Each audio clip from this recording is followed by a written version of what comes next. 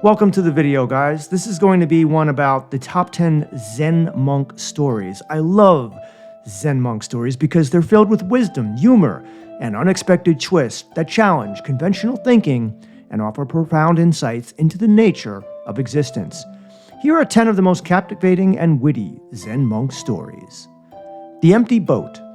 A Zen master encounters an empty boat floating downstream. When it collides with his own boat, he becomes enraged. Later, he discovers the boat was ownerless, and his anger subsides. This story teaches the importance of letting go of unnecessary attachments and reactions. Next up, we have A Cup of Tea. A student visits a Zen master seeking wisdom. The master pours tea into the student's cup until it overflows. When the student protests, the master explains that, like the overflowing cup, the student's mind is too full to receive new teachings. Only by emptying the cup can the student learn. Is that so? A Zen master's hut is vandalized by a neighbor. Instead of becoming upset, the master simply responds, "Is that so?" When the neighbor realizes his error and apologizes, the master repeats, "Is that so?" This story highlights the Zen principle of non-attachment and acceptance of what is. The Stone Mind. A student asks a Zen master how to escape the cycle of suffering. The master replies, "Give me your suffering." Perplexed, the student responds that he cannot physically hand over his suffering. The master retorts, "Then is your suffering truly yours?" The moon cannot be stolen. A thief visits a Zen master's hut intending to steal his possessions. The master, awake and aware, invites the thief to sit down and share tea. Afterward, the thief leaves empty-handed, realizing he has gained something far more valuable than material wealth: a taste of inner peace. 1-minute wisdom. A student asks a Zen master for enlightenment. The master replies, "Have you eaten your rice porridge?" The student, confused, says he has. The master responds, "Then wash your bowl."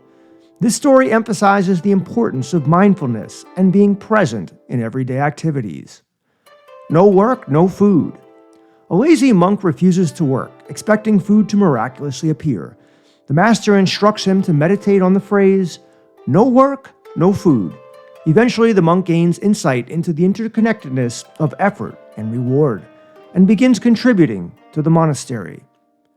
The Real Miracle.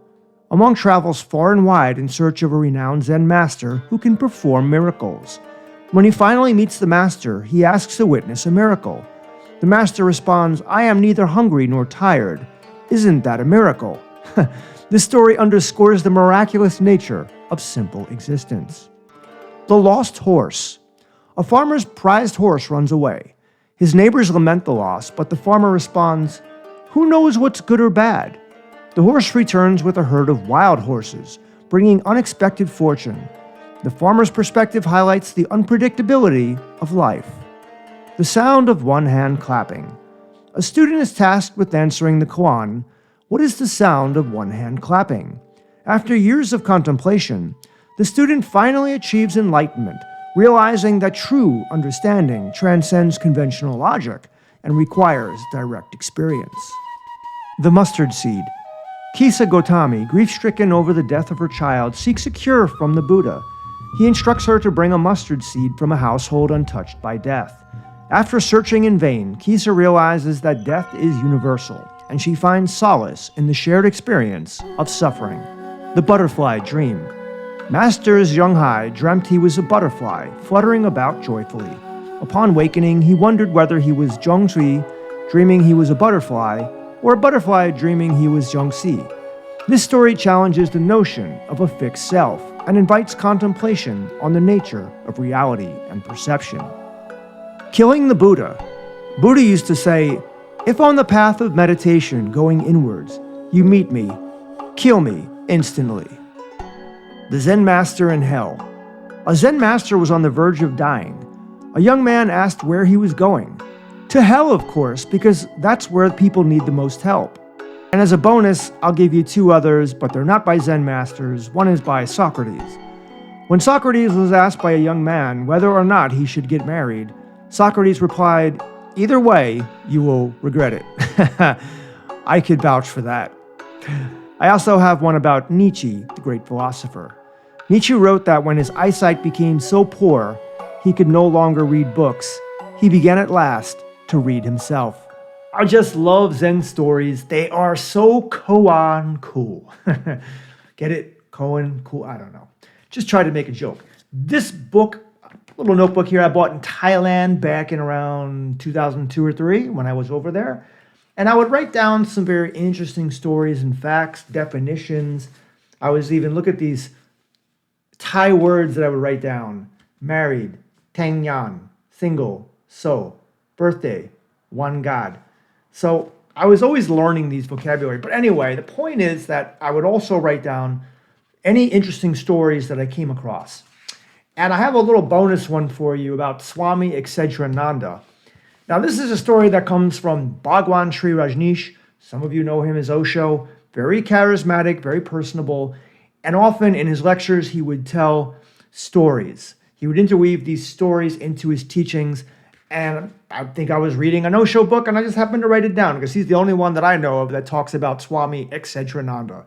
So I could just tell it to you like this, but I'm going to read it word for word because I don't want to lose any of the story.